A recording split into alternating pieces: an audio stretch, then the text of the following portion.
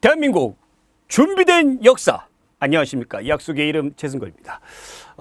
우리가 계리직 핵심 요약 강의, 저와 함께 구급 계리직 강좌, 공무원인 강좌죠. 여러분들 아주 짧고 임팩트 있게 핵심을 요약하기 위해서 제가 또 여러분들과 함께 이렇게 만나게 되었습니다. 너무너무 반갑고요. 저에 대해서 여러분들이 잘 알고 계시리라 생각하기 때문에 저에 대한 소개는 생략하도록 하겠습니다. 그럼에도 불구하고 제가 궁금하다. 그럼 여러분들 그 강좌 소개 날에 제 프로필 나와 있으니까 그거 꼭 보시기 바라고. 5번의 강좌로 구성이 되어 있어요. 그래서 선사시대부터 남북국 시대까지 오늘 첫 번째 시간으로 그래서 6강씩 6단원씩 끊어가지고 제가 준비를 할 겁니다. 바로 이제 수업 들어갈 건데 제가 이제 간단하게 말씀드릴게요. 강좌의 특징, 이 계리직 강좌의 핵심 요약 강좌의 특징은 반드시 알아야 될 사항을 우리가 점검을 한 거예요. 여러분들 이걸 가지고 처음부터 공부하겠다 그렇게 생각하시면 절대 안 됩니다. 우리가 공부 다 하고 혹시 놓치는 것이 있는가 점검 차원에서 이거 하는 거기 때문에 반드시 알아야 될 상황을 점검하는 거고요. 그러면서 여러분들이 부족한 부분이 혹시 있는가 그것을 파악하는 것입니다. 자, 그 다음에 최단시간 핵심을 정리하는 것이다. 이게 길게 끌지 않아요. 강의 시간도 길지 않습니다. 25분에서 30분 정도로 아주 짧게 구성을 해놨고요. 그리고 속도전이 이 강좌의 매력이라는 거죠. 속도 빨리 간다는 얘기예요. 그러니까 여러분들이 아주 최단시간에 여러분들의 집중력이 굉장히 요구가 되는 겁니다. 네. 그러니까 시험 문제 볼 때 시험장에서 문제 풀 때도 굉장히 짧은 시간에 여러분들이 정말 집중력 있게 문제 풀어야 되잖아요. 그것을 어떻게 본다면 이 강좌에서 훈련시키는 것일 수도 있다라고 보시면 되고요. 자, 그 다음에 시작하는 수험생과 마무리하는 수험생에 적합한다. 나는 계리직 강좌를 좀 공부를 해야 되겠다라고 마음 먹으신 그런 분들이 있게 되면은 이걸 딱 보게 되면서 한국사 전반적인 내용이 이렇구나라고 여러분들이 미리 파악을 하고 그 다음에 제대로 공부하시면 될 것 같고 그 다음에 이미 공부하신 분들 같은 경우에 마무리 수험생에게 적합하다라는 겁니다. 그래서 최종적으로 여러분들 계리직 시험에 반드시 합격하기 위해서 한국사는 최종적으로 점검하고 가는 그런 핵심적인 내용이니까 굉장히 디테일한 부분들이라든가 이런 것들은 그 단원별로 여러분들이 파악을 하셔가지고 챙겨 가셔야 된다는 거 명심하시고요. 전반적인 우리 5,000년의 역사를 이 강좌로 아주 짧고 굵게 가도록 하겠습니다. 그래서 여러분들 반드시 본인의 실력을 파악하시고 합격을 하시기를 바라면서 그 첫 번째 선사시대의 생활 속으로 들어가 보도록 할게요. 교재가 상당히 잘 되어 있어요. 그렇죠? 네, 아주 핵심적인 내용과 더불어서 이 문제도 어느 정도 구비가 돼 있기 때문에 그때 필요한 것들을 여러분들 챙겨갈 수 있도록 잘 되어 있습니다. 우선 본 강의 들어가기 전에 기출문제를 실력 확인. 다음 설명에 모두 해당하는 시대로 적절한 것은 부족 단위 평등사회였다. 느낌 따고 오시죠? 애니미즘, 샤머니즘과 같은 주술적인 원시 종교가 나타나기 시작했어요. 그 다음에 여기 보면 움집 나타납니다. 그 다음에 가락바퀴와 뼈바늘 이것으로 뭘 했어요? 의복 생활을 했습니다. 언제입니까? 신석기 시대다라는 거 기억해 두시기 바라고 특히 움집 같은 경우에 여러분들이 청동기 시대하고 신석기 시대의 움집을 여러분들이 반드시 구분하셔야 되는 거 명심하시고요. 자, 그러면 핵심 정리 개념 확인 들어갈게요. 구석기 시대. 아주 오래전에 70만 년 전부터죠. 그래서 동굴이나 강가에 막집에서 생활을 했다라는 겁니다. 집을 잘 지은 것이 아니라 막 지었나 봐요.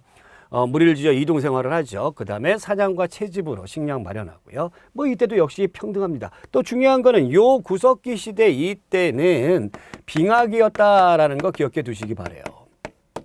그래서 일본, 우리나라, 중국, 대만 이렇게 육지로 연결이 돼 있었다라는 거 기억해 두시고 대표적인 유물로는 여러분들 뗀석기를 사용했다라는 건데 특히 주먹도끼 뗀석기에서 최근에 시험 문제에 나오는 게 아슐리안형 주먹도끼가 굉장히 요즘에 최근 들어서 시험 문제에 잘 나오고 있습니다.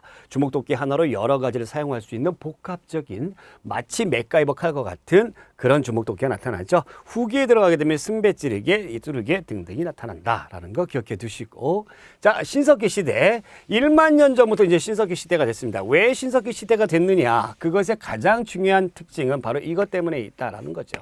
농경과 목축 생활이다라는 얘기예요. 자, 이때 이제 빙하기가 끝났어요. 그래서 얘네들이 어디에 살았느냐? 강가나 바닷가에 살았어요. 왜 애들이 강가나 바닷가에 살았고 농사도 짓고 그다음에 물고기도 잡고 그러기 위해서 그랬던 것이죠. 그래서 농경과 목축 생활을 시작을 했다. 굉장히 중요한 거죠. 신석기 혁명입니다. 자, 이게 타운이 생겼어요. 마을이 생겼어요. 이제 정착 생활을 하다 보니까. 그래서 원시 신앙인 애니미즘, 그다음에 샤머니즘. 이 샤먼이라는 것이 이제 무당이란 뜻이에요. 그래서 무당이 존재하면 샤머니즘이고, 그 다음에 토테미즘, 동식물을 숭배하는데 특히 이제 동물을 숭배하죠. 그래서 여러분들 약간의 그 헷갈릴 수 있어요. 그래서 토테미즘 할 때 이렇게 동물 이렇게 글자 가지고 장난치면 금방 여러분들 머릿속에 쑥 들어갈 것이다 라는 겁니다. 자, 우음집 보겠습니다. 우음집은 바닥은 대부분 이제 원형 또는 둥근 사각형이다. 그러니까 우음집 하나에서 잠도 자고 뭐예요? 곡식 같은 거 보관도 하고 그래요. 그러니까 청동기랑 달라요. 청동기의 우음집은 용도별로 다 이렇게 우음집이 있었는데 신석기 우음집은 그렇지 않습니다. 그리고 시족별로 살았다라는 거 기억해 두시기 바라고, 대표적인 유물로는 뭐 돌보수, 돌괭이 등등의 석기류가 있었다. 자, 대표적인 토기가 이제 빗살무늬 토기가 있었죠. 이렇게 생겼죠. 자, 여기 아래가 뾰족해요. 이 뾰족한 것을 보시고 강가나 해안가에 거주했음을 알 수가 있습니다. 그리고 가락바퀴와 뼈바늘이 있었고, 자, 민무늬 톡이 있었는데 요때에 이 톡이 말고 다른 톡이도 있었죠. 민무늬 톡인데 빗살무늬 톡이 말고 민무늬 톡인데, 그런데 청동기 시대 때보다 먼저 나왔다 해서 무슨 이른 민무늬 톡이라고 한다. 신석기 시대 때의 대표적인 톡입니다. 자, 그 다음에 이제 청동기 시대로 들어갔을 때에, 자, 요때는 청동기가 지배층의 유물이에요. 청동기가 지배층의 전유물이에요.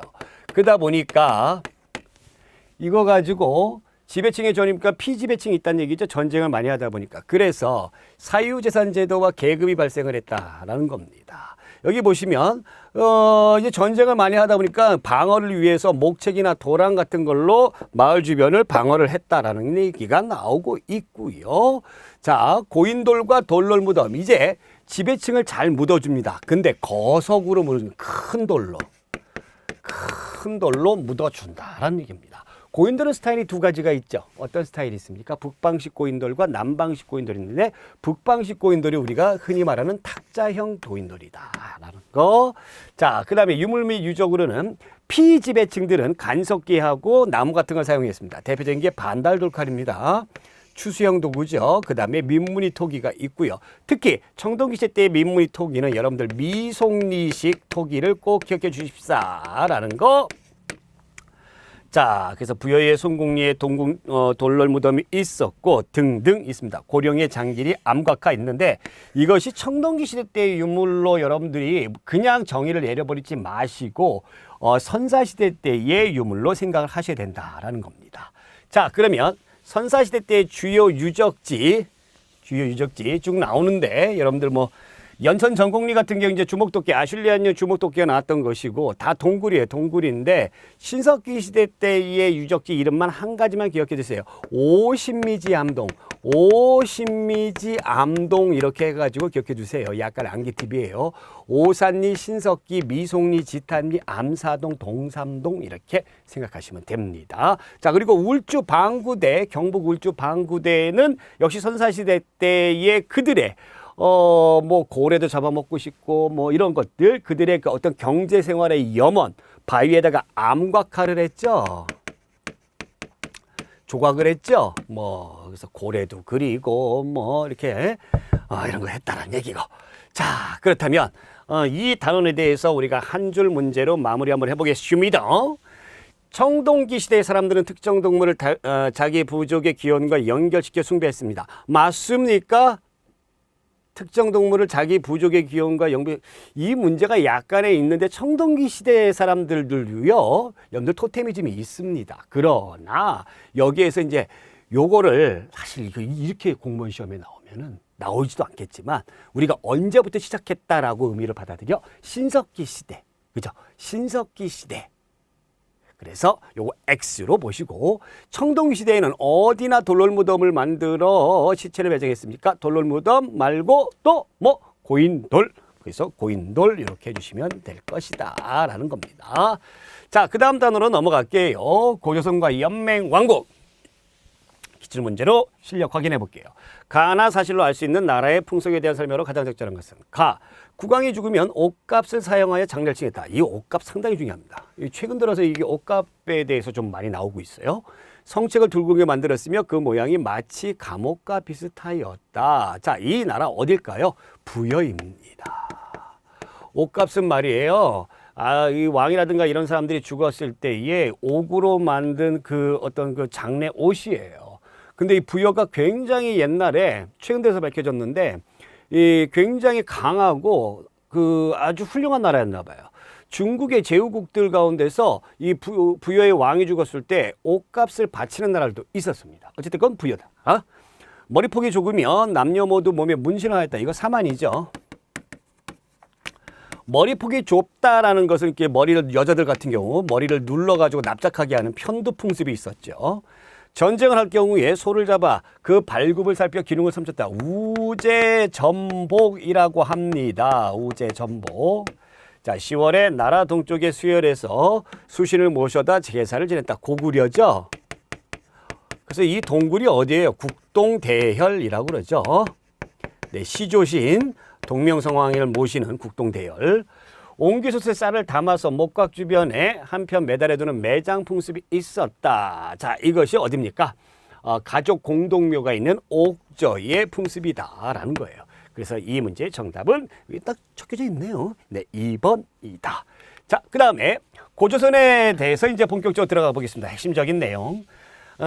청동기 문화를 바탕으로 해서 건국이 됐습니다. 당연한 거죠. 언제? BC 233년 전에 건국을 했어요. 자, 그래서 농경사회 재정일치 사회를 알 수 있는 것, 재정일치 사회를 알 수 있는 것이 바로 여기 나와 있죠. 단군과 왕검, 합해서 단군왕검이라는 호칭으로 재정일치 사회를 알 수 있다. 자, 고조선의 그 건국 신화가 섞여져 있는 그런 그 역사서들 여러분들 챙겨두시고, 이 역사서들 가운데서 가장 오래된 것은 역시 일련의 삼국유사다. 삼국사기하고 절대로 혼돈해서는 안 된다라는 거. 고조선의 세력 범위는 요령 지방에서 한반도 북부 지역인데, 요령이 어디에? 랴오허죠. 중국의 랴오허입니다. 그 지역인데 그것을 고조선의 세력 범위를 말해주는 증거, 비파형 동검이 있고, 그 다음에 이것들이 어디에 묻혀져 있어? 북방시 코인돌에 묻혀져 있어. 자, 그 다음에 한 가지 더 아까 얘기했던 미송이식 토기까지, 이것까지 챙겨주셔야 된다는 얘기입니다. 그리고 생명 노동력 중시하고 사유재산 보호하고 형벌 로비 존재했다, 화폐 사용했다, 이런 것들이 어디에 나와 있습니까? 8조법에 나와 있는데 이 5개는 없어졌어요. 3개만 나와져 있다. 그것도 중국 문헌인 한서지리지에 있다. 바로 나오죠. 네, 8조법을 통해서 사회 질서를 유지했다. 바로 나오고요. 자, 이렇게 고조선이 잘 나가다가 중국의 연나라와 대립할 정도로 성장을 했습니다. 그리고 우리나라 최초의 국가이지만 왕이라는 호칭이 등장을 했고요. 왕이 3세까지 했다. 대단한 거죠. 그 아래 상대부 장군까지 있었다. 이거 꼭 챙겨두시기 바랍니다. 자, 그러다가 위만이란 사람이 2000년 정도 지나가지고 들어와요. 중국에서 들어와요. 그래서 당시에 고조선의 왕이었던 이준왕, 준이 오빠를 몰아내고 왕위를 차지합니다. 이 위만으로 인해서 우리나라 한반도 전체에 철기 문화가 본격적으로 수용이 되는데, 요때 잘 나갔죠. 잘 나갔는데 너무 좀 거만했나 봐. 그래서 중개무역을 합니다. 한반도 남쪽에 진과 중국에 있는 한 사이에 여기 고조선이 있어가지고 중개무역을 했다. 그래서 한나라의 최고 누구예요? 잘 나가는 한무제가 침략을 해서 결국에 멸망하게 되고요. 한나라에 낙랑군이 설치가 되는데 여기에 이제 4개의 군현이죠. 그래서 한사군이라고 그러는데 이 4개의 군현 다 외우실 필요 없이 낙랑군만 여러분들이 잘 기억해 두시기 바랍니다. 최후의 한나라의 영토였죠. 이것을 고구려의 미천왕이 나중에 몰아내버렸다라는 겁니다. 자, 그러면 고조선 이후에 철기를 기반으로 해서 형성된 나라들 우선 부여 볼게요. 부여는 맨 위에 있어요.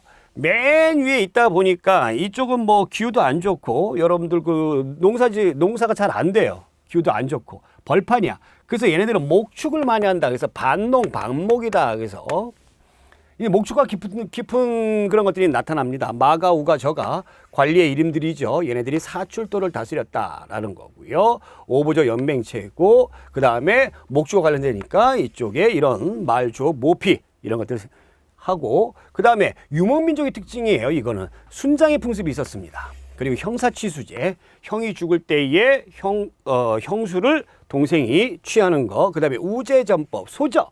소 발굽으로 점을 치는 거 얘기하는 거고요. 일책 12법 12배로 물어줍니다. 자, 그리고 영고라는 제천 행사가 있는데 이거 이렇게 장난치면 되죠. 부영고 12월에요. 보통은 가을에 추수하면 하는데 12월에 하는 것이 바로 유목민족의 특징이다라는 겁니다. 기억해 두시고요. 그 다음에 부여에서 내려온 고구려를 한번 볼게요. 동강은 유역의 졸본 지방에서 건국이 됐다. 얘들은 먹고 살기 힘들어서 약탈 경제다라는 겁니다. 그래서 빼앗아 가지고 부경이라는 그런 창고에다가 잘 저장을 해 놓습니다. 똑같이 오부적 연맹체고 제가회의 이게 귀족들의 회의인데 제가회의의 의장이 누구예요? 대대로예요. 대대로. 그래서 제가 대대로입니다. 이렇게 외우라고 그랬죠. 자, 왕 아래에 가들이 여기도 있어요. 상가, 고추가. 그 아래 이 대가들이 사자조의 선임과 같은 관리들을 거느렸죠. 자, 대릴사회제인 서옥제, 부여와 똑같이 형사취수제, 일책십이법, 그 다음에 동맹이라는 제천 행사가 있었다. 국동대에서 제사 지냈다. 아까 제가 설명을 해드렸고, 옥저 같은 경우에는 바로 고구려 아래에 있습니다. 동해안에 있어요. 그래서 고구려의 꼬봉입니다. 불쌍해. 왕이 없어. 읍군 삼로 군장들이 다스린다.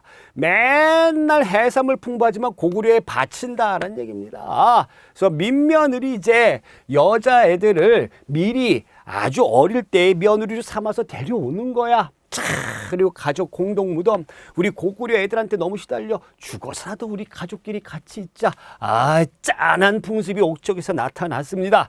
자, 한편 동해도 역시 읍군 삼로의 군장들이 다스립니다. 자, 여기는 말이죠. 동해안 쪽 우리나라 태백산맥 그쪽에 있기 때문에 특산물이 있어요. 짧은 활인 단궁, 우리 애기살 같은 거, 그 다음에 과하마, 과일나무를 지나갈 수 있는 그런 말이다. 과하마, 그 다음에 바다표범, 가죽인 반어피 등의 특산물이 유명했고요. 아, 조개원 풍습이 있습니다.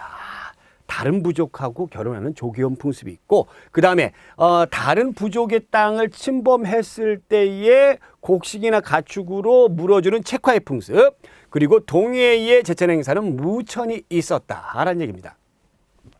식구가 죽으면 살던 집을 헐어버린대.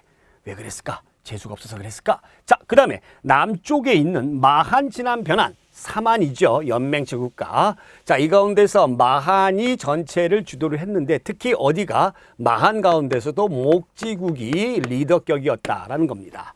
자, 군장을 신지읍차라고 하고요. 그 다음에 제사장을 천군이라고 하는데 이 천군이 다스리는 지역을 소도예요. 이것으로 재정 분리 사회를 알 수가 있었다라는 거고, 철 생산으로 유명합니다. 특히 어디가? 변한이. 그래서 약간의 암기 팁으로 철은 오래 내비두면 변하죠. 그래서 철은 변한다. 이렇게 외워두시기 바라고, 사만지역 편두 풍습이 있고 문신 풍습이 있고 계절제, 얘들 농사 잘 돼가지고 5월에 10월에 이렇게 제천 행사가 있다. 자, 옥저는 제천 행사가 없어요. 왜? 감사할 게 없어. 왜? 고구려 애들이 늘 괴롭히니까. 자, 그러면 한 줄 문제로 마무리해 보도록 하겠습니다. 고구려는 10월에 나라 동쪽의 수열에 국동대열이죠. 수신을 모셔다가 제사를 지냈다. 맞습니까? 맞다라는 거고, 동글뱅이. 동해는 다른 부족의 생활권을 침범하면 소, 노비, 소, 말 등으로 변상하기는 뭐? 책화라는 풍습이 있었다. 식구가 죽으면 살던 집을 헐어버리는 것은 어디에 풍습이 있다? 동해의 풍습이다. 동해.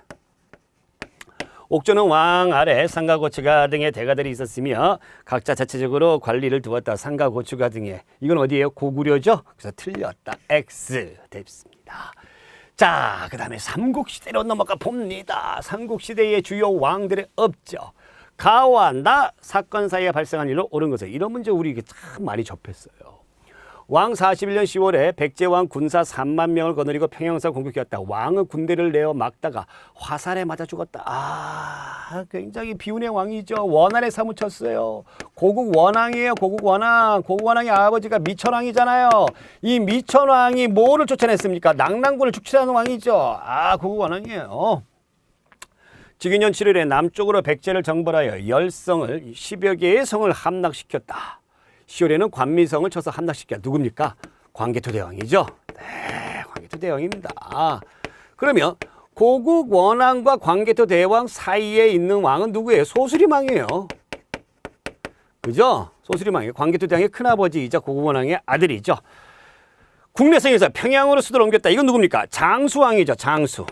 장수가 아니고 낙랑군과 대방군을 한반도 밖으로 쫓아냈다. 미천왕이죠. 미천왕. 불교를 공인하고 율령을 반포했다. 네, 맞습니다. 소수림왕입니다. 소신을 갖고 있어요. 비민구제를 위해 진대법을 처음 시행했다. 고국천왕이죠. 고국천왕하고 고국원왕하고 여러분들이 헷갈리시면 절대 아니 된다. 자, 그럼 핵심 정리. 고구려 고국천왕 왕이 부자 상속했습니다. 이거 상당히 중요합니다. 이것도 중요하고요. 진대법. 누구? 을파소라는 재상의 건의를 받아들였어. 자, 미천왕 서한평을 공격하고 낙랑군을 축출을 해버렸어요. 그죠? 자, 요것이 이제 미천왕 때 313년이에요. 4세기 초반이죠. 그래서 고구려의 자존심이 높이 올라가 있는데 미천왕이 죽고 나서 고국원왕 전연의 침략을 받아가지고 국내성이 함락당하고 아버지의 시신을 파헤쳐가지고 그런 수모도 겪었고 결국에는 이 백제에서 오는 누구? 근초고 왕의 공격으로 인해서 평양서 전투에서 전사를 했다. 그래서 소신을 갖고 국가 체제를 다시 정비한 소수림왕이 있었다. 율령 반포하고 태학 설립하고 불교를 공인했죠. 중앙집권국가의 기틀을 마련한 겁니다. 그 뒤를 이어서 광개토왕, 아주 드넓은 영토를 넓힌 광개토 대왕이 등장을 했으니 영원히 행복할 것이다 해서 영락, 요동, 만주 지역 정복하고 그 다음에 백제와 금강가해로 공격을 하고 한강 이북을 점령합니다. 또 신라의 원군의 파병에서 왜를 격퇴했어요. 요것을 알 수 있는 것이 호명 그릇이죠. 이때 신라에 있는 사람이 누구였어요? 누가 부탁을 했죠? 내물왕이라고 해도 되고 사실 이때는 왕이라고 호칭을 안 썼으니까 내물마리간이라고 호칭을 해서 정확한 것이죠. 이것이 광개토 대왕 때의 아주 잘 나가는 업적이다. 자, 그 뒤를 이어서 5세기 전반기 장수왕의 시기죠. 5세기 때는 뭐 왕노릇을 80년 가까이 했으니까 남진 정책하고 평양천도하고 다 아시는 이야기고요. 아버지의 업적을 기리기 위해서 중국 지안 지방에 있는 광개토 대왕 능비를 했고, 자, 그 다음에 자기의 업적을 기리기 위해서 충주에다가 고구려비를 세웠습니다. 자, 이때에 여기에 뭐가 있느냐? 신라를 동의로 지칭을 했다라는 얘기입니다. 고구려 중심의 천하관을 가지고 있고요. 자, 그 다음에 이제 천리장성을 축조하는데 이것은 7세기 때의 연개소문이 천리장성 기억하시죠? 그래서 연개소문의 정병. 그래서 이제 쳐들어오는 거잖아요. 누가 쳐들어와? 당나라가. 그 다음에 보장왕 때 나당연합군의 공격으로 결국에 평양성이 함락됩니다. 668년도에. 자, 백제 보겠습니다. 온조가 건국을 하고 그러다가 3세기에 들어가게 되면서 고위 왕 때에 국가의 기틀을 마련하는데 율령 반포하고요.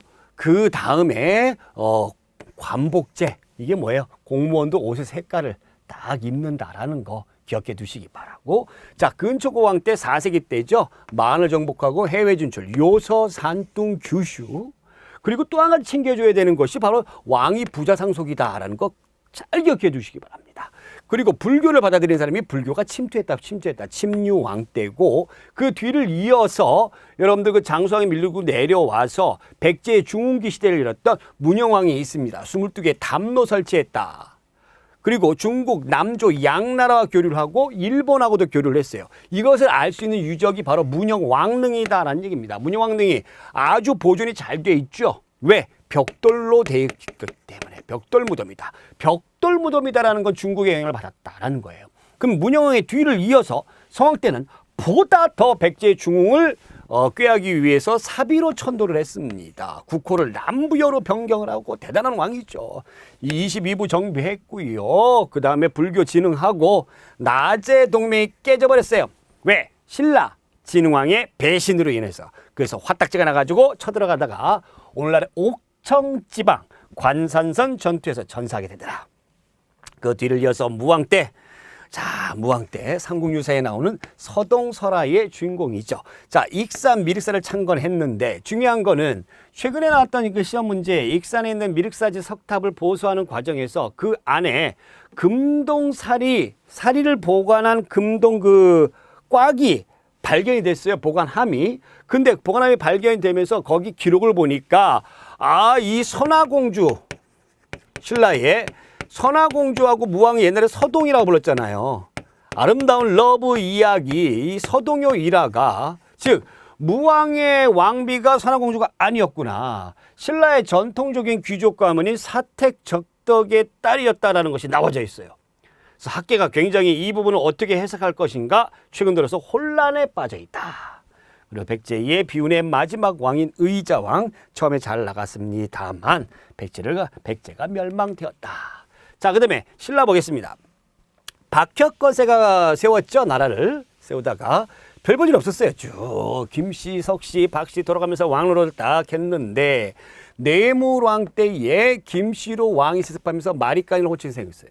그래서 김씨로 내내 물려줬다. 김씨로 내내 물려줬다. 이렇게 외우시기 바라고. 자, 광개토 대왕의 도움으로 인해서 외의 침략을 물리쳤다. 자, 눌지왕 때 나제 동맹이 결성이 되고요. 자, 지중왕 때에 신라라는 왕의 칭을 사용하고 신라는 국호 사용하고 왕의 호칭을 사용하고 우경 서로 농사 짓는 거 우상국을 정비합니다. 그래서 이거 제가 약간의 암기 팁으로 어떻게 우지가 신라 왕이래. 우지가 신라 왕이래. 우는 뭐예요? 우경 우상국. 지는 뭐예요? 지증왕. 지가 신라라는 국호 왕이래. 우지가 신라 왕이래. 이렇게 딱 기억해 주시기 바라고. 뒤를 이어서 6세기 때에 건원이라는 연원생 때 법흥왕 불교를 공인했죠. 2차 돈의 순교로 그러면서 율령 반포하고요. 병부 설치하고 골품제를 정비하면서 상대등 제도를 마련을 했다라는 겁니다. 그리고 금관가야를 복속을 딱 했어요. 그 뒤를 이어서 신라를 진흥시켰습니다. 진흥왕이에요. 화랑도로 국가적인 조직으로 잘 만들었죠. 그러면서 황룡사를 딱 건립을 합니다. 한강 지역을 딱 차지하고요. 마지막에 썼던 대가야를 정복하고 함경도 지방까지 쳐들어 올라갑니다. 그러면서 이 사람의 업적을 알 수 있는 유물이 뭐냐? 단양적성비와 4개의 진흥왕 순수비예요. 북한산비, 창영비, 마운영비, 황초령비 4개의 진흥왕 순수비가 있었다. 자, 한 줄 문제로 마무리 확인. 신라는 지방에 22개의 담로를 두고 왕족을 보내 다스렸다. 처음에 말씀이 있죠. 백제죠. 백제 어느 왕 때? 문영왕 때. 신라의 모는 대가야를 정벌하여 낙동강 서쪽을 장악하였다. 누굽니까? 진흥왕이죠. 6세기. 자, 그러면 삼국시대의 경제, 사회, 문화 보겠습니다. 가와 나 국가에 대한 옳은 설명을 보기 위해서 골라라. 경자년에 가왕이 보병과 기병 5만을 보내 나를 구원하게 했다. 가왕은 광개토 대왕이고 나는 어디예요? 신라를 얘기하는 겁니다. 그렇죠? 신라 얘기하는 겁니다. 자, 그러면 가왕과 왕의 왕호를 새긴 유물이 신라 왕도에서 출토되었다. 맞습니까? 그렇습니다. 뭐예요? 호명 그릇이죠. 가왕은 아다선 등 백제의 58성 700여 촌을 공략했다. 광개토 대왕. 그렇죠. 그 다음에 나 국가는 포상팔국의 공격을 받은 가야를 구원하였다. 그렇죠. 네, 금관가야 같은 경우 포상팔국의 난을 받아가지고 3세기 때 굉장히 곤란이 있었어요. 그래서 이것을 이 금관가야가 신라한테 부탁을 했었죠. 그래서 신라가 도와준 적이 있습니다. 나 국가는 왜 아스카 문화 형성에 큰 영향을 신라가? 아니죠. 백제의 영원한 은혜의 나라 어디입니까? 일본의 영원한 은혜의 나라 어디예요? 백제죠. 그래서 나 국가 틀렸어요. 백제에 해당합니다. 그래서 정답 3번이고요. 자, 삼국의 경제 볼게요. 수치제도, 조세, 곡물, 역이다라는 거. 농업은 당연히 철제, 농기구 있었고 저수축조하고 우경정리했고 진대법 아까 했었죠. 그 다음에 숭업과 상업에서 시장 설치가 있었다. 주로 이제 시장 같은 경우에는 도시에 있었습니다. 시장 감독 관청이 있었는데 우리가 뭐가 있습니까? 동시전이라는 시장 감독 관청이 있었다. 자, 삼국의 사회상으로는 신분제도는 귀족이 있었고요. 그래서 귀족회의는 고구려의 제가회의, 백제 정삼, 신라의 화백회의, 만장일치로 유명하죠. 자, 평민들은 대부분 이제 조세를 부담하는 사람들이었고 천민들 가운데서 거의 대부분은 노비였다라는 겁니다. 자, 고구려의 사회상으로는 지배층은 고구려는 왕족인 고씨, 오부족 출신 귀족, 재상은 대대로 일책시비법이 있었고요. 부여와 비슷하게 형사취수제가 있고 대릴사유진, 서옥제가 있었다. 자, 백제 사회상 보겠습니다. 자, 왕족은 부여시고요. 그 다음에 8개의 귀족들이 있었습니다. 등급은 16등급, 그 다음에 6좌평 제도가 있었고, 자, 신라의 상은 골품제가 있었죠. 자, 이 가운데서 최고 신분을 묻는다면 여러분들 진골이에요. 왜냐하면 태종무열왕 이후에 성골이 없기 때문에. 그래서 넘버2 계급이 불만이 많아. 걔들이 누구야? 6두품이야. 6등급 아참까지만 올라가고 싶어도 못 올라가. 아참. 6등급 아참까지야. 그래서 학문 종교 분야에 이렇게 간다는 얘기죠. 옷차림, 집, 수레, 또 말 이런 것까지 제한이 있었다는 겁니다. 자, 화랑도 제도.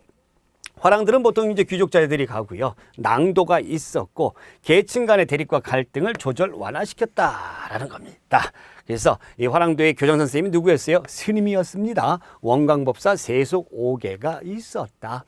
자, 삼국의 무덤 양식, 고분 양식에 대해서 한번 볼게요. 자, 고분 양식은 초창기 때는 무조건 돌무지 무덤이에요. 돌멩이를 무지하게 올려놔. 그러니까 피라미드 같은 거죠. 그래서 초기에 고구려 장군총이었는데 그래서 집안 일대에 다수 분포합니다. 후기에 들어가게 되면서 굴처럼 만든 굴식 돌빵 무덤이다. 무용총 대표적인 거죠. 그러니까 돌무지 무덤 딱 하나만 아시면 되죠. 장군총. 자, 여기에는 벽화가 있습니다. 왜? 굴식 돌빵이니까 벽화가 있어요. 네. 그러나 껴목거리는 없어요. 도굴하기가 쉬워서 죄 가져가 버렸어요. 백제의 무덤 양식 한성시대에 똑같아요. 돌무지 무덤, 고구려 양식하고 똑같아요. 서로 소충동 고분. 이것이 고구려와 백제의 특히 이제 백제의 왕족이 고구려 유문이다라는 증거죠. 그리고 웅진으로 가면서 굴식 돌빵 무덤 나타나죠. 똑같습니다. 그런데 아주 특이한 거 아까 얘기했던 벽돌 무덤. 문영왕릉이었다. 사비시대 굴식 돌빵 무덤이고요. 자, 신라의 무덤 양식은 얘들은 좀 약간 특이해. 돌무지 무덤이 아니라 돌무지 덧널 무덤인데 요것이 그림을 이제 시험 문제 잘 나오는 게 무덤이 이렇게 있는데 널이 이제 관이죠. 널을 모아놓는 이 널방을 나무로 만들었습니다. 이 널방 플러스 돌멩이를 무지하게 올려라. 더하기니까 덧. 그 다음에 여기에 봉토를 흙을 얹어. 그러다 보니까 시간이 지나면 이것이 무게를 감당하지 못하고 무너져요. 그래서 도굴이 어려워 껴묵거리가 출토된다. 대표적인 것이 천마총이었다. 이 천마도는 벽화가 아니라 뭐라고요? 장리예요. 이 말 한 장 그 장식한 겁니다. 자, 통일 후에는 굴식 돌빵 무덤인데 규모가 작아. 그리고 불교를 받아들이면서 불교식 화장도 유행을 했다. 대표적으로 화장한 사람이 삼국 통일의 위협을 완성했던 누굽니까? 문무왕이죠. 나는 외놈들이 못 쳐들어오게 신라를 지키는 동해의 용이 되겠다 해가지고 화장을 지냈죠.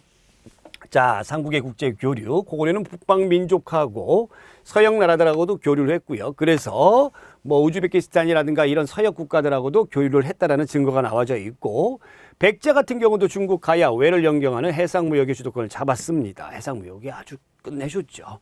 신라는 상강 유역을 정복한 이후에 중국과 직접 교류가 가능해졌고요. 가야도 활발하게 교류를 했다라는 거 기억해 두시고, 삼국나라의 일본 전파 여기 보시면 고구려 이게 담징, 해자, 해관 이런 전부 다 스님들이에요. 스님들. 그런데 백제가 사실은 모든 것을 많이 전파를 했습니다. 그래서 여기 보시면 아직기, 왕인, 노리사치계는 이 사람은 이제 그 성왕 때 일본의 불교를 전파해 주면서 갔던 사람이고, 그래서 고대 아스카 문화에 큰 영향을 주었습니다. 자, 신라는 이제 배 만드는 기술, 성 쌓는 기술, 그 다음에 가야도 토기가 아주 유명하죠. 그래서 가야 토기 일본에서 발견되는 것이 거의 똑같아요. 가야 토기하고 일본의 토기하고 스에키 토기에 영향을 주었다 하는 겁니다. 한 줄 문제로 마무리 확인. 모는 왜 아스카 문화 형성에 큰 영향을 주었다? 어느 나라?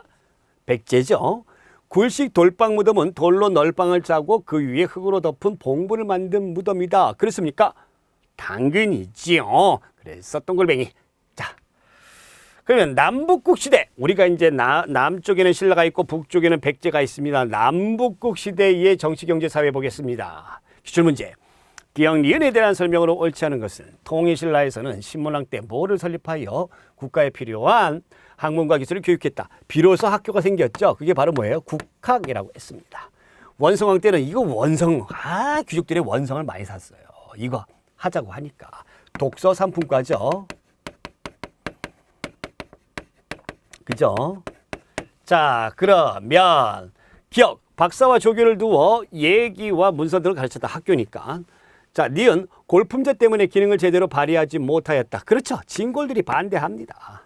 자, 3번, 기역, 니은, 학문과 유학을 부흥시키는데 크게 이바지했다. 그렇고요. 4번, 기역, 니은, 당의 교육제도와 과거제도를 수용하여 운영했다. 천만의 말씀이죠. 그러면 당의 교육제도와 과거제도를 수용하여 운영했다. 과거제도를 발해가 봤다라는 그런 기록은 없습니다만, 어찌됐든 당나라의 제도를 받아들였던 나라는 발해죠. 신라는 이런 일이 없었다. 그래서 정답은 4번.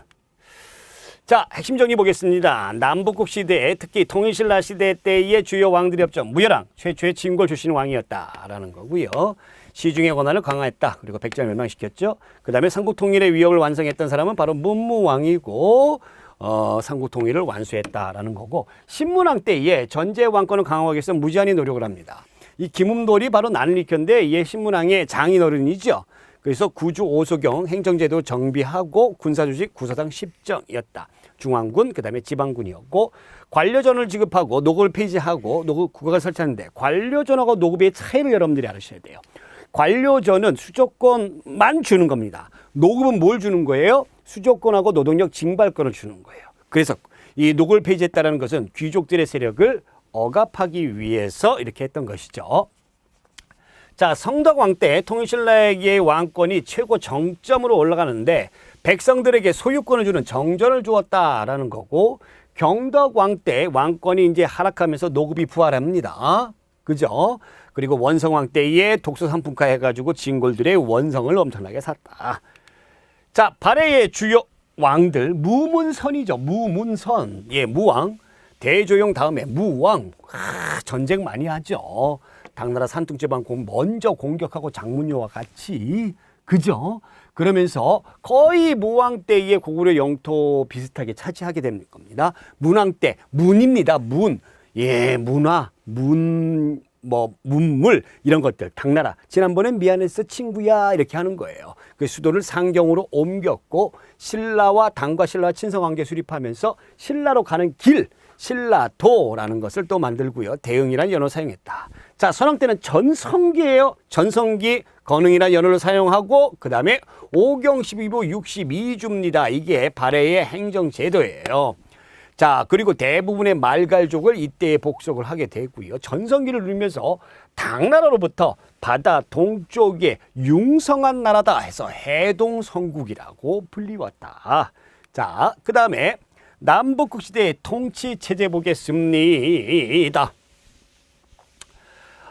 통일신라의 통치체제, 백제와 고구려의 옛 유민을 포섭했고요. 중앙군의 구서당에 고구려인, 백제인, 말간인까지 다 포함이 되어 있죠. 골품제 변화에서는 4두품 이하, 즉 3두품부터 1두품은 뭐가 되는 겁니까? 평민이 돼버린다라는 얘기입니다. 그리고 진골들의 권한을 세력을 약화시키기 위해서 집사고 시중의 권한을 강화시켰었죠.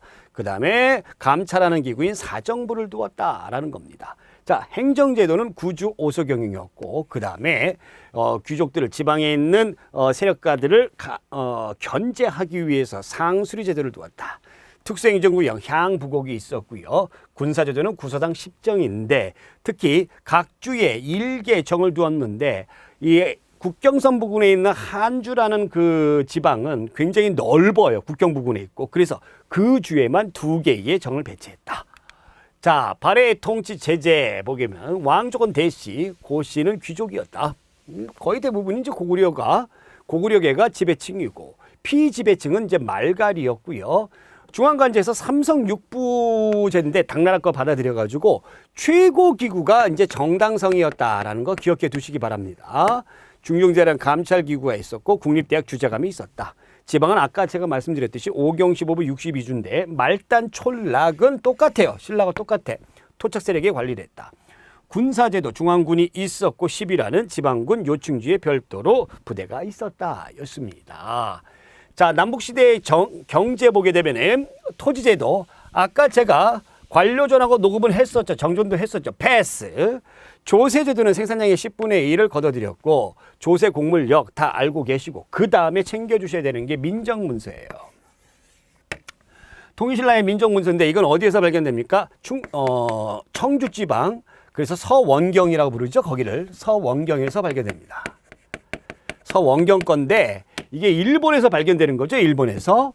자, 여기에는 뭐가 있느냐. 초의 면적이 있고 그 다음에 토지의 종류가 있고 전답, 나무, 가축의 수, 연령, 성별에 따른 인구 이렇게 쭉쭉 자세하게 되는데 토지하고 인구하고 뭐를 더 중요시 여기느냐. 바로 인구를 더 중요시 여긴다는 거 꼭 기억해 두시기 바라고 3년마다 작성해서 보고한다는 거 기억해 두시기 바랍니다. 자, 발해 패스. 자, 남북국 시대의 국제 교류 보겠습니다. 자, 통일신라는 당나라하고 어디를 통해서? 당항성을 통해서. 그래서 제일 가까운 산둥반도에 이 마을이 있어요. 신라방, 신라촌. 그 다음에 신라선언은 관청, 신라관, 여관입니다. 신라원에는 절이 있었고, 그 다음에 이제 울산항이 최고 항구예요. 그리고 청해진이 있었습니다. 장보고가 한 거 잘 알고 계시죠? 자, 발해 국제교류는 역시 뭐 신라하고 크닥 다를 바가 없다라는 거. 또 신라로 가는 동해안에 있는 길 신라도가 있었다라는 거 기억해 두시기 바랍니다.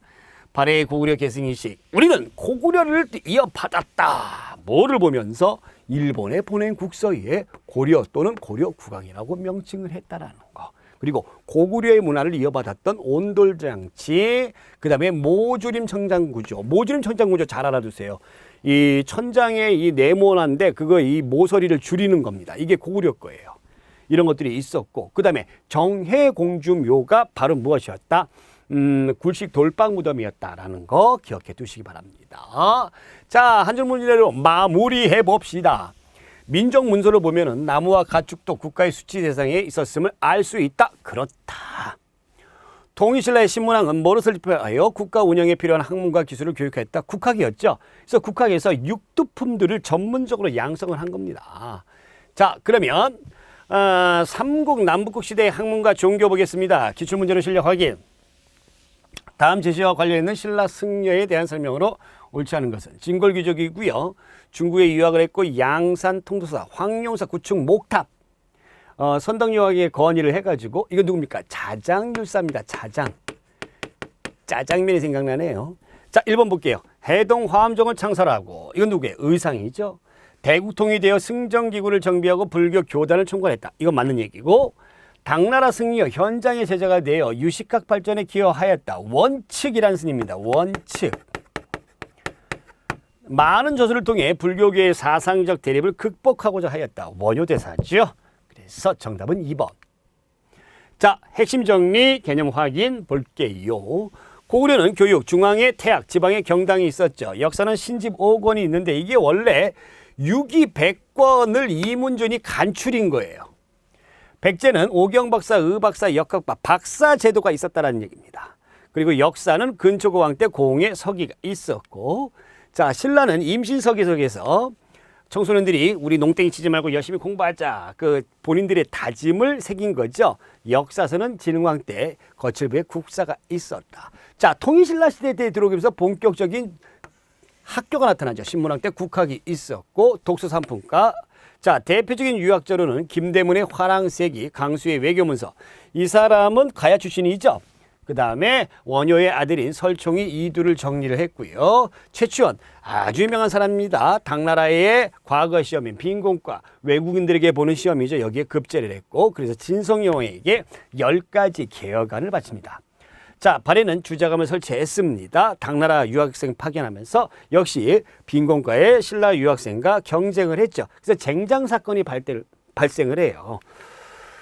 자, 불교와 기타 사상의 발전 보겠습니다. 고구려는 불교가 중국의 전진에서 들어왔습니다. 그러다가 소수림왕 때 공인이 딱 됐죠.